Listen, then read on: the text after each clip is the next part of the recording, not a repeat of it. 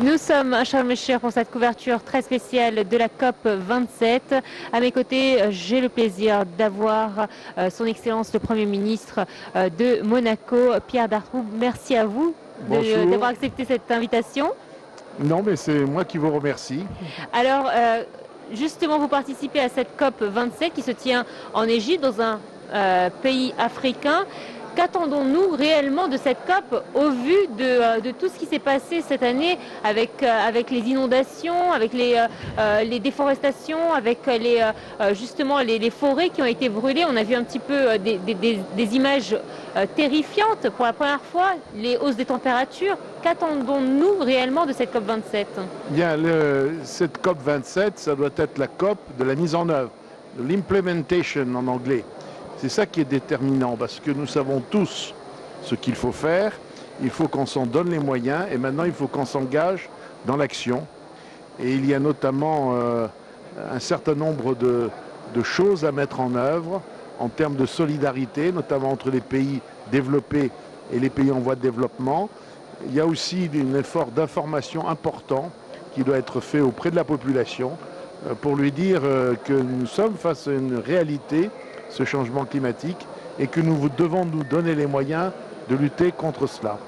Et justement, vous, en arrivant en Égypte, à Sharm el-Sheikh plus précisément, vous avez ressenti justement cette volonté de cette jeunesse qui était présente et des chefs d'État et des hauts responsables qui sont présents. Est-ce que vous sentez vraiment qu'on veut faire bouger les choses? Moi, je pense qu'on veut faire bouger les choses. Oui, j'ai été quand même impressionné par le haut niveau de conscience qui existe et qui est bien évidemment motivé par les tragédies climatiques que nous avons rencontrées et que vous rappeliez tout à l'heure. Et je crois que c'est très important.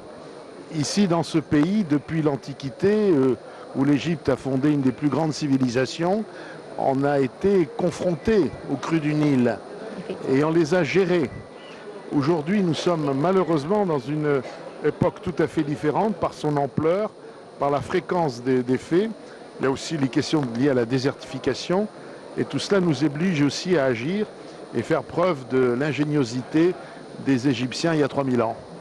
On remarque néanmoins l'absence de grandes puissances qui sont souvent entre guillemets, les mauvais élèves. C'est vrai qu'il y a eu des promesses qui ont été faites lors des accords de Paris lors de la COP 21 en 2015. Aujourd'hui, ils sont absents une nouvelle fois. Est-ce que c'est pas aussi on a l'impression qu'on perd espoir en voyant qu'ils ne sont pas présents? Alors, moi, j'ai quand même assisté à une table ronde qui est extrêmement intéressante sur le financement vert, et où était présent John Kerry, l'envoyé spécial du président Biden, ainsi que M. Al Gore, qui a été vice-président des États-Unis. Et ces personnes-là représentent quand même un haut degré de conscience du danger. Alors c'est vrai que nous sommes dans un contexte géopolitique qui est très particulier, sur lequel je ne reviens pas. Plusieurs chefs d'État et de gouvernement se sont exprimés là-dessus. Et c'est vrai que ce contexte a certainement pesé sur la présence des uns ou des autres. Le pensez-vous vraiment? Parce que c'est vrai qu'aujourd'hui, on entend beaucoup, étant donné qu'il y a une crise économique due au coronavirus, puis après la guerre russo-ukrainienne aussi se fait sentir un petit peu partout dans le monde. Mais après, trop laisser le climat aussi, ça pourrait avoir des répercussions. Il ne faut surtout pas laisser le climat de côté, si j'ose dire. Parce que les problèmes que nous avons en matière de réchauffement, de dérégulation climatique, vont s'aggraver. Il ne faut surtout pas les oublier aujourd'hui. Vous avez totalement raison. Il y a certes, malheureusement, cette guerre en Ukraine, il y a les suites de la pandémie qui a coûté beaucoup à tous les pays de la planète. Et il ne faut surtout pas, bien sûr, abandonner l'objectif prioritaire qui nous concerne et toutes les générations qui viennent après nous.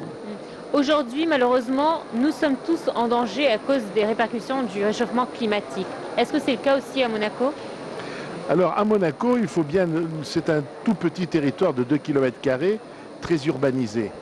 Mais Monaco peut subir ce que l'on appelle dans l'Europe méditerranéenne les pluies cévenoles, c'est-à-dire ces fortes pluies qui viennent sur un sol qui est très sec et qui provoquent des écoulements d'eau extrêmement importants.